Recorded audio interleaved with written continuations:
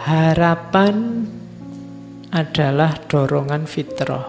Saya bilang tadi dia anugerah Allah yang hanya dimiliki oleh manusia. Binatang tidak punya harapan, tumbuhan tidak punya harapan. Bebek itu tidak punya cita-cita, besok aku kalau besar pengen jadi bebek yang berguna bagi nusa bangsa, tidak ada. Yang punya harapan manusia, fitrahnya, kodratnya manusia bercita-cita, berharap.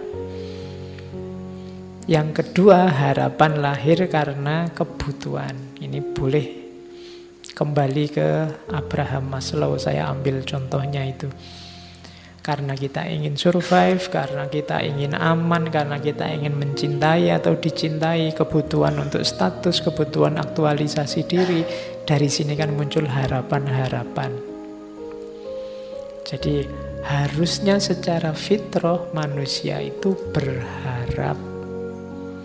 Jadi manusia itu kalau bahasanya komputer itu program yang kompatibel untuk hidupnya manusia itu adalah program harapan, bukan program keputusasaan. Kalau kamu menginstal keputusasaan, harusnya crash dengan hidupmu. Jadi orang-orang yang pesimis, putus asa itu sebenarnya menyalahi fitrahnya. Makanya Allah benci, disebutnya kafir atau kufur. Terus selain itu harapan juga di teori yang lain disebutkan lahir oleh situasi hidupmu, termasuk dari masyarakat. Jangan dikira harapan-harapanmu itu hasil pikiran dan pilihanmu sendiri. Secara tidak sadar sebenarnya masyarakat sekelilingmu, mulai orang tua, guru, teman, tetangga, ikut menentukan harapan-harapan hidupmu. Jadi ada programming dari masyarakat sekitarmu.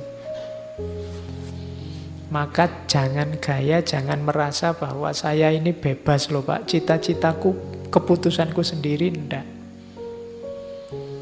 Di situ ada ilustrasinya, biasanya anaknya pedagang itu ya mentalnya dagang dan cepet. Kalau disuruh berharap untuk dagang, anaknya guru juga begitu, anaknya pemikir juga begitu, biasanya. Jadi cita-cita, harapan itu mix antara fitrah individu, kebutuhan masing-masing orang, plus programming dari masyarakatnya. Jadi teori ini mau bilang bahwa setiap orang harus sadar sebenarnya kebebasan mutlak untuk manusia itu tidak ada. Kamu yang merasa bebas sebenarnya tidak bebas juga. Masyarakatmu pasti mempengaruhi ekspektasi dan harapanmu, bukan keinginanmu sendiri. Ketidaksadaran ini nanti sering membuat orang jadi patah hati, stres, depresi, konflik. Jadi harapan itu darimu dipengaruhi oleh masyarakat, didorong oleh kebutuhan. Terus apa mainnya harapan, pentingnya harapan dalam hidup kita? Ya, kalau ini sebenarnya tidak perlu dijelaskan, kalian sudah tahu. Ini menegaskan arah dan orientasi hidup, meningkatkan kemampuan menghadapi kesulitan. Itu ada saya kutipkan sebuah quotes dari Biksu Thich Nhat Hanh, dari ini biksu Zen Buddhisme dari Vietnam. Dia punya torekot, kalau bahasa Islamnya ya, dia punya order of interbeing. Jadi kita kan selama ini interreligius, interrelasi, dia punya order of interbeing. Jadi tidak cuma sesama manusia, sesama makhluk, tapi saling berhubungan dengan segala yang ada. Katanya Thich Nhat Hanh, hope is important. Harapan itu penting sebab dia akan membuat momen saat ini tidak terlalu sulit untuk ditanggung. Kalau kita percaya bahwa besok lebih baik, kita akan bisa menanggung beratnya hidup hari ini. Itu enaknya punya harapan. Jangan putus harapan dengan situasimu, dengan kondisimu, kondisi negaramu, kondisi agamamu. Ketika kamu tidak putus harapan, seberat apapun yang kamu tanggung hari ini, rasanya akan ringan. Kenapa? Tenang aja, besok enak kalau harapan kita terpenuhi. Kalau tidak terpenuhi, berharap lagi. Selama kamu masih punya harapan, masih enak. Hidupmu kiamat kalau kamu sudah tidak punya harapan. Jadi, tanggunglah kesulitan hari ini dengan harapan. Jadi solusinya gampang. Kamu tidak punya uang, nggak apa-apa, sumpek sekarang. Bayangkan besok ini puasanya, besok kamu kaya raya. Itu kan kamu lebih enteng nanggungnya sekarang.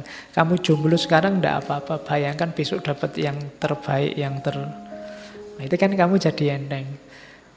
Pakai teori yang orang bilang biasanya kalau pacari gonta-ganti dapatnya yang jelek. Aku kan tidak punya pacar, mesti intuke sing apik misalnya. Jadi berharap tidak membuatmu jatuh. Tidak ada yang bisa mengalahkanmu selama kamu masih punya harapan. Kok kamu kuliahmu tidak lulus-lulus? Tidak apa-apa, saya masih berharap tidak ter-DO. Kok kamu ter-DO? Tidak apa-apa, saya masih berharap masa depanku bagus karena ijazah dan gelar itu tidak segalanya. Kan gitu. Kok iya. Kok kamu susah di karirmu karena tidak punya ijazah? Tidak apa-apa, karir itu kan cuma satu aspek dalam hidup, masih banyak aspek yang lain. Loh kan itu enak, selama kamu masih punya harapan, masih punya jangkauan ke depan yang kamu impikan kan tidak masalah. Kamu mau kerja apa, ijazah tidak punya, keterampilan tidak punya, ya gampang nyari istri yang kaya aja misalnya.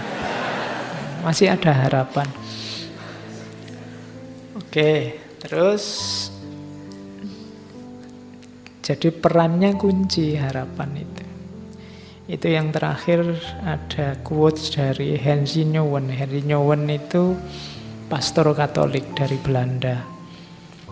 All great spiritual leaders in history were people of hope. Semua tokoh pemimpin spiritual dalam sejarah adalah figur-figur penuh harapan.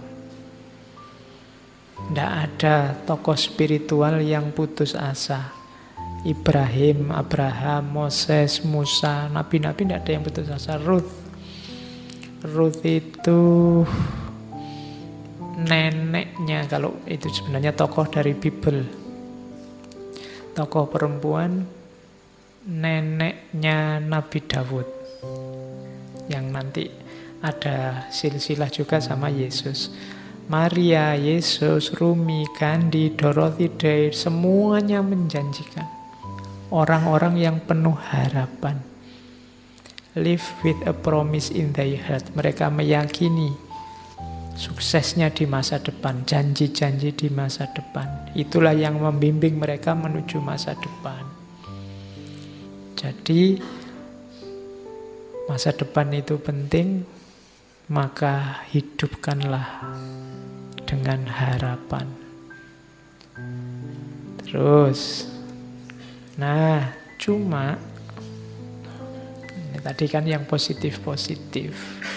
Ada teori lagi, sebenarnya harapan itu sifatnya paradok. harapan itu sumber kehidupan, cuma hati-hati. Kadang-kadang dia juga sumber kehancuran.